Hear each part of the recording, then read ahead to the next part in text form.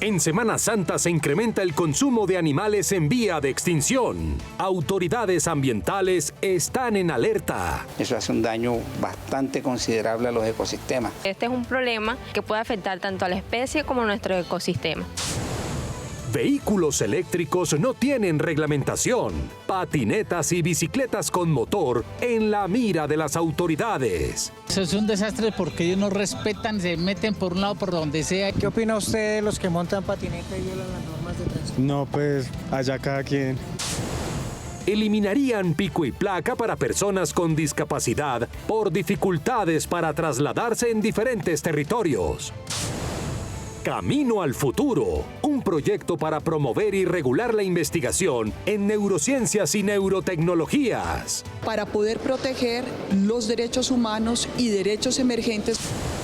Recogimiento y reflexión en Semana Santa. El llamado del presidente del Senado, Efraín Cepeda, en su editorial de hoy. Que a partir de esta reflexión lleguemos a la reconciliación que tanta falta nos hace a los colombianos.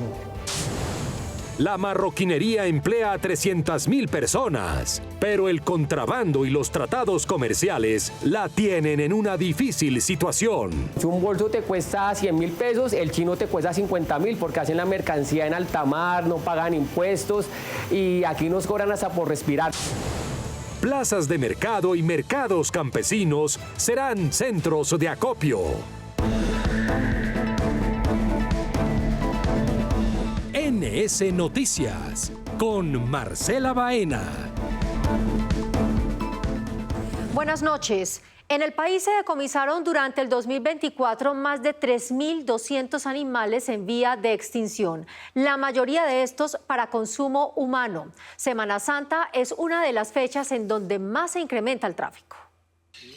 Desvirtuar mitos y tabúes que hacen del consumo de estos animales una tradición cultural también es parte del trabajo que se tiene que hacer para disminuir el tráfico de fauna silvestre para estos fines. Cuando uno captura y saca un animal de estos de su ecosistema, está causando un desequilibrio enorme porque ellos tienen una función principal de la que nosotros también nos beneficiamos. Estamos desequilibrando fuentes hídricas, desequilibrando bosques, áreas de humedal que finalmente a nosotros nos proveen agua, que nos proveen alimento, que regulan el clima. Entonces, finalmente nos estamos haciendo daño a nosotros mismos. Las opiniones están divididas. Aún hay quienes consideran que el consumo de estos animales es beneficioso, mientras que otros repudian esta práctica. Está en vía de extinción, pero como acá uno lo compra ya llega expresada, ya uno no puede hacer nada de eso. Y si lo controlara, debía de controlarlo a los que la venden cerca de la ciénaga. A pesar de que es una tradición en la región, no participamos de ella. Que seamos conscientes que este es un problema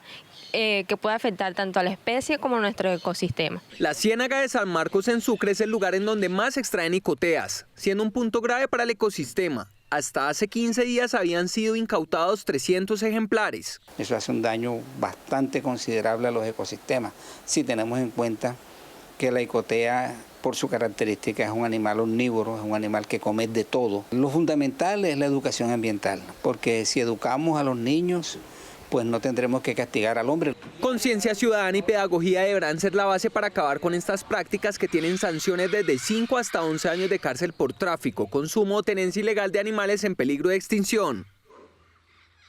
El país se enfrenta a un reto con los nuevos sistemas de movilidad. Los vehículos eléctricos, entre otros, ahora son un actor vial que no tiene reglamentación. Cada día son más los usuarios de estos medios alternativos de movilidad que en muchos casos ponen en riesgo a la ciudadanía. A la hora de clasificar un accidente de un bicimotor, patineta eléctrica o biciusuario, no existe el criterio unificado para hacerlo oficialmente. Por eso no existe registro oficial de este tipo de accidentes. Hoy circulan irresponsablemente por las calles, andenes, vías y carreteras, desafiando la muerte entre buses, carros y camiones. Este punto de la calle 71 con carrera 11 en Bogotá es especial para evidenciar esto. Sin casco, a toda velocidad y no respetan las normas. El semáforo parece que no existiera. Sí, es que no respetan la vía que les corresponde. Entonces, al no pasar esto, lo que hacen es accidentes, sea para los adultos mayores, para los niños y uno que va como peatón. Para los conductores esto es un dolor de cabeza. No, eso es un desastre porque ellos no respetan, se meten por un lado por donde sea y eso es, mejor dicho. Más allá de esto, ya las cifras empezaron a marcar en el gremio asegurador, quienes ven con preocupación el tema. Los seguros de SOAT ya están más afectados y la pregunta es, ¿deben responder por accidentes ocasionados por ellos? Carros rayados, personas atropelladas, ¿se catalogarán como contravenciones? Que regularmente hay una figura técnica que se denomina el deducible.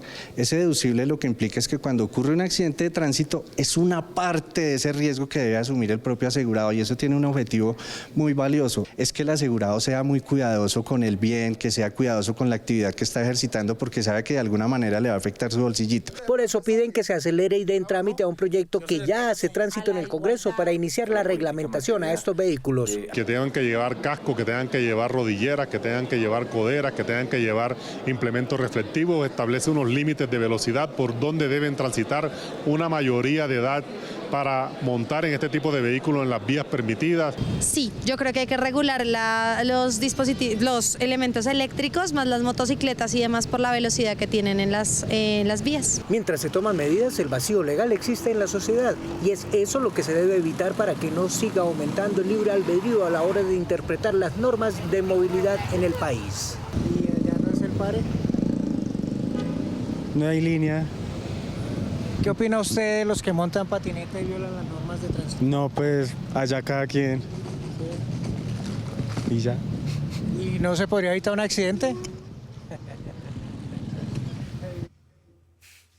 Y esta es una buena noticia para las personas con discapacidad porque una ley plantea eliminar el pico y placa para ellas. Esto ante las dificultades para trasladarse dentro de los diferentes territorios. Lo que se quiere es garantizar la movilidad a ese grupo poblacional y brindar garantías a sus desplazamientos ante la dificultad de movilizarse por sus condiciones físicas que se agudizan con el pico y placa en momentos de cumplir con sus compromisos. Y pueda circular en diferentes lugares, sobre todo en aquellos, diría, municipios o ciudades donde hoy opera el tema del pico y placa, que no puede convertirse en una limitante. Se busca mejorar la calidad de vida y contribuir a las necesidades insatisfechas de esos ciudadanos. Que beneficia a cientos de familias que no solamente tienen personas en condición de discapacidad, sino que también hay personas cuidadoras que en condición de discapacidad que utilizan su vehículo para poder prestar sus servicios. El proyecto fue aprobado unánimemente en la Comisión Sexta del Senado. Le restan 3 debates para ser ley de la República. Un proyecto de trabajo escrito por colectivos de mujeres del Valle del Cauca, nacido en la COP16, plantea reconocer la labor de las mujeres cuidadoras de la biodiversidad. La ley INIRIDA, como es denominada, pasó su primer debate en la Comisión Quinta. Historias como las de Claudia, Virginia y María Eugenia son una oda al esfuerzo, al compromiso y al amor por la naturaleza. Ellas celebran el importante paso que ha dado la ley en el Congreso. Esperanzadas siguen su lucha para que esta iniciativa sea una realidad. Va a permitir ser incluidas, que nuestra voz se escuche, que seamos respetadas realmente, que podamos tener las herramientas para poder seguir trabajando y para que nos respeten. Que se reconozca realmente ese rol de cuidado, ese rol de protección y que pueda haber acciones afirmativas que realmente garanticen de que eso puede ser una realidad. Necesitamos proyectos, recursos, pero sobre todo poder participar en las instancias de toma de decisión estratégica. Según cifras de la Unión Internacional de Conservación de la Naturaleza, el Instituto Humboldt y el DANE, las mujeres campesinas, indígenas y afrodescendientes realizan el 76% del trabajo no remunerado en áreas rurales. Afrontan en este ejercicio de cuidado de la biodiversidad enormes desigualdades en materia de participación política, barreras económicas, desigualdades sociales y culturales y suelen estar subrepresentadas en los espacios de toma de decisiones de carácter ambiental. Reducir las desigualdades de género en las actividades de cuidado y el fortalecimiento de los mecanismos de su participación en el manejo, la gestión y la conservación de la biodiversidad hacen parte de este proyecto. Que se haga ese reconocimiento especialmente a la mujer que ha sido maestra, médica, aseadora y cuidadora. Que no se quede una ley más en el anaquel, sino que los ministerios que tengan competencia en la implementación de la ley reglamenten, territorialicen y digan cómo es que se van a implementar las medidas que se aprueben en la ley para apoyar, reconocer y visibilizar el trabajo de las mujeres cuidadoras de la biodiversidad. El proyecto de ley iría saldará la deuda con las mujeres que de manera natural y espontánea han realizado labores de cuidado de la biodiversidad en sus territorios, porque reconoce su aporte, labor y garantizan su participación en la toma de decisiones ambientales. A tono con la vertiginosa carrera de las neurociencias y neurotecnologías, fue presentado el proyecto de ley Camino al Futuro, cuyo objeto es promover la investigación para la salud y la dignidad humana en un marco regulatorio, ético y de respeto.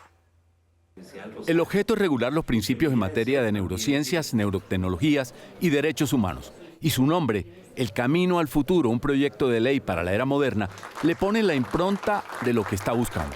Lo que pretendemos es incentivar la investigación científica en el ámbito médico y clínico para seguir mejorando la intervención, el diagnóstico, pero sobre todo la intervención en enfermedades como Alzheimer, Parkinson, epilepsia, enfermedades neurodegenerativas y enfermedades psiquiátricas. Se trata de los desafíos del siglo XXI, considerando el acelerado desarrollo del conocimiento que hoy se tiene del cerebro humano, sobre lo cual no hay mucha legislación. Para nosotros es fundamental el poder interactuar desde los conocimientos técnicos, científicos y jurídicos con el legislativo, para poder proteger los derechos humanos y derechos emergentes como pueden ser los neuroderechos en la investigación. El proyecto tuvo un valioso acompañamiento académico y pone al país a tono con la realidad.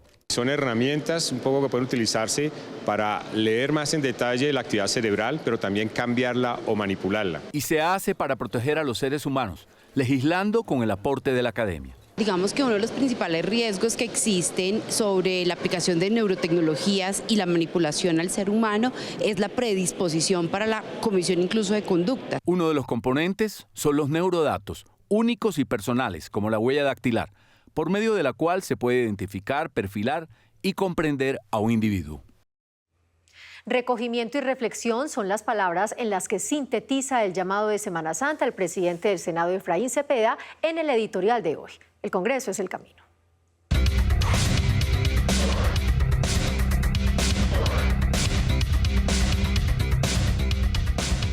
La Semana Santa es un tiempo de reflexión, es un tiempo de recogimiento, es un tiempo de espiritualidad, es un tiempo también para acercarnos a la familia, pero debe servirnos también que a partir de esta reflexión lleguemos a la reconciliación que tanta falta nos hace a los colombianos, la reconciliación familiar entre vecinos, entre comunidades, porque realmente estamos viviendo unas épocas difíciles en cuanto a la violencia. ¿Por qué no hacemos un acto en el camino? ¿Por qué en ese acto en el camino pedimos a Dios que nos ilumine, que nos pongamos en el zapato del otro, que nos abracemos y que pensemos que podemos vivir en una Colombia mejor?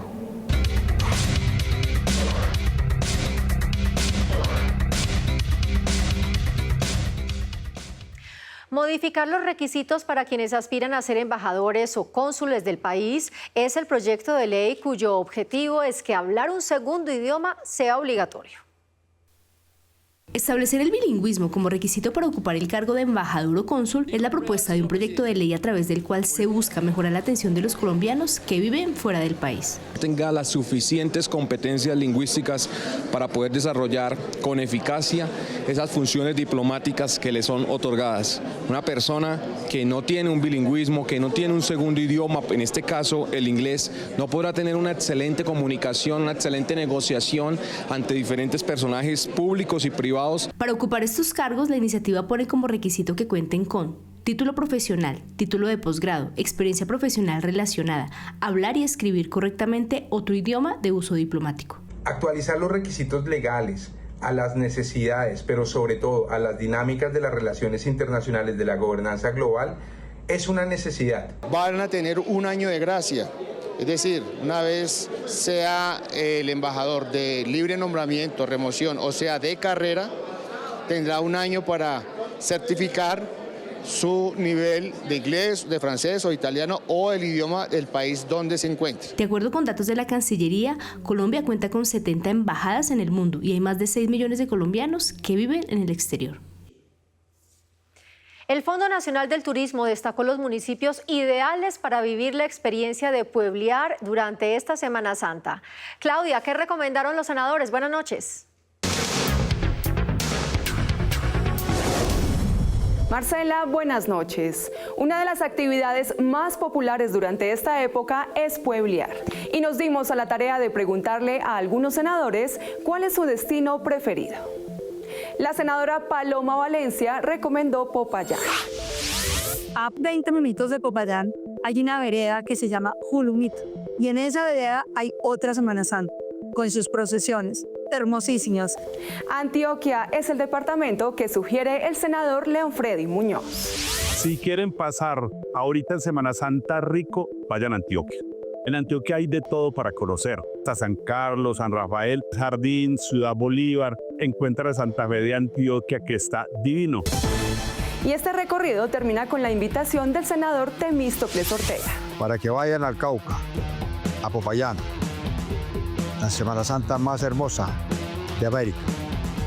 Y además recorran los hermosos pueblos de nuestro departamento. Silvia, la Suiza de América. Y no podemos dejar a un lado las recomendaciones para que viajen seguros por las carreteras del país. Más del 40% de los incidentes viales están relacionados con exceso de velocidad. El senador Pedro Flores hace un llamado a la prevención y el autocuidado, revisando el estado del vehículo, evitar conducir con fatiga y respetar los límites de velocidad, entre otros. Así termina Políticamente en Redes. Marcela, continúe con más noticias. Gracias, Claudia. El senador José Vicente Carreño radicó ante la Fiscalía General de la Nación y la Procuraduría un oficio en el que solicita investigar los hechos del 2 de abril en el municipio de Saravena, Arauca. En esa fecha falleció el soldado profesional Arnovis Rodríguez Prada. Por ello, el senador Carreño solicita a las autoridades que adelante las investigaciones pertinentes con el fin de salvaguardar la vida de los miembros de la fuerza pública y la misión médica. Y se esclarezcan los hechos para buscar responsabilidades, sí o no, en la prestación del servicio. Que nos digan en qué se está fallando o si es que a la misión médica la tienen amedrentada en el departamento de Arauca. El pasado 18 de marzo, el municipio de Mistrató, ubicado en el departamento de Risaralda, cumplió 100 años. Es por esto que para homenajearlo, un proyecto busca que haya inversión en obras de infraestructura y apoyo al trabajo social de las comunidades de mujeres y de los indígenas de la zona. Este municipio, ubicado a 86 kilómetros de Pereira, cumple 100 años de fundación. Rendirle un homenaje y enaltecer a su población por el aporte al desarrollo social, cultural y económico del departamento es lo que se busca desde el Senado. Que se apropien partidas del presupuesto general de la Nación para que a partir de ellas se fortalezca lo que todos los municipios del país necesitan. Y este busca que se fortalezca la agricultura, el ecoturismo, placahuellas, vías terciarias. Sus 17.527 habitantes destacan la importancia de este proyecto y las obras que les ayudarán a mejorar su calidad de vida. Una conexión entre Mistrató y Jardín Antioquia o Mistrató y el Chocó sería una obra de gran importancia. La pavimentación de las carreteras de Mistrató a Chamí, San Antonio, y que haya la mejor vía para el pueblo indígena de la zona del Cañón. Con la propuesta se busca que el gobierno nacional destine recursos para la realización de obras como mejoramiento de vías terciarias, construcción de infraestructura cultural y deportiva, adecuación, dotación y mantenimiento de parques públicos, apoyo a las comunidades indígenas. Avance en proyectos de infraestructura turística tales como el Parque Lineal sobre el río Risaralda, pero adicionalmente a eso la construcción de placahuellas en la zona rural del municipio de Mistrató, y otro proyecto muy ambicioso será la construcción, la pavimentación entre la vía Mistrató y el corregimiento de San Antonio del Chamí. Con este proyecto se propone la creación de la Junta Municipal Pro 100 años a fin de hacer seguimiento y vigilancia de la ejecución de las obras, programas y proyectos. En la industria del cuero colombiana, la marroquinería juega un papel trascendental. Emplea el 0.6% de la población y representa el 0.27% del Producto Interno Bruto, pero enfrenta una difícil situación por el ingreso de mercancías a bajo costo por el contrabando y los tratados comerciales.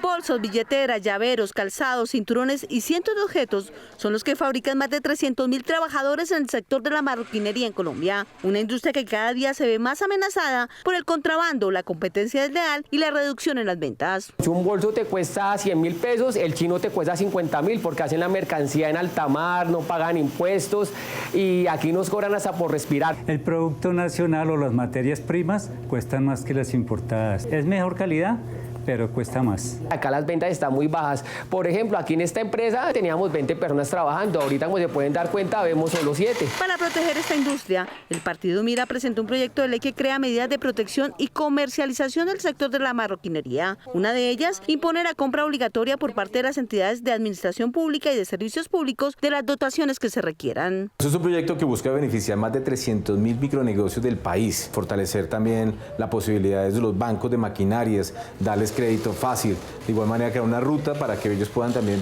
vender, publicitar, dar a conocer sus productos. Los fabricantes aseguran están listos para cumplir con las dotaciones que se necesiten. Tenemos la logística, tenemos todo el tema industrial para poder desarrollarlas sin ningún problema. El proyecto también busca promover políticas y programas inclusivos y acceder a capacitaciones para mejorar conocimientos con las nuevas tecnologías. Necesitamos fortalecer la industria, necesitamos apoyar el empleo nacional, necesitamos fortalecer los emprendimientos locales. El llamado a los fabricantes es a no dejar morir el sector y preferir la industria nacional. Invito a los colombianos a que apoyemos la mano de obra colombiana. Tenemos calidad, garantías y podemos trabajar inclusive para exportación.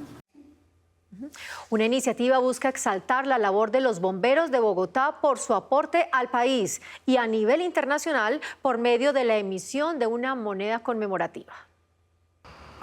El proyecto se estudia en la Comisión Segunda del Senado para celebrar sus 130 años de creación. Central, a la hora se observa saliendo llamas de un quinto pico. La labor y el sacrificio de quienes hacen parte de esta importante entidad, que ha participado no solo para salvaguardar la vida, la seguridad en Bogotá, sino que además ha sido un gran apoyo en otras ciudades de Colombia e incluso en otros países. Para reconocer el trabajo de los bomberos se realizarán varias actividades, entre ellas la emisión de una moneda conmemorativa que elaborará el Banco de la República. Darle un reconocimiento a los bomberos de Bogotá en sus 130 años de creación, conmemorar esta fecha tan importante y que el 14 de mayo sea el día del bombero de Bogotá. Este cuerpo de bomberos cuenta con 630 oficiales y 17 estaciones en la ciudad.